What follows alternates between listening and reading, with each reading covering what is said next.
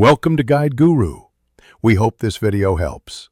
You begin by confirming prerequisites: Make, Com account, Google Cloud project, and the calendar you will control. First, connect your Google account in Make by adding a Google Calendar connection. Authorize full calendar scopes so triggers and actions work. Once done, create a new scenario and add the Google Calendar module. Choose a trigger like Watch Events. Make sure to select the exact calendar ID and set the polling interval. This starts the automation flow immediately and avoids missed events. Now you build the middle of the scenario.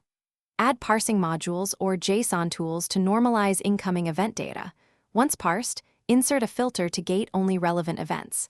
Then add the Google Calendar action, such as create an event or update an event, mapping each field carefully: summary, description, start and end times, attendees, and reminders.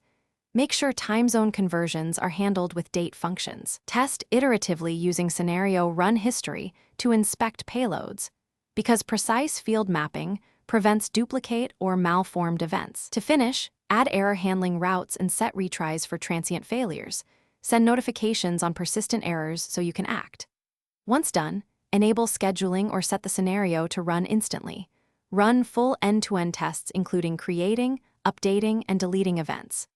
If something goes wrong, check the scenario run history to inspect request and response bodies, confirm OAuth scopes, and verify calendar ID and time zone settings. One key tip: clear and reauthorize the Google connection if authorization or scope errors persist.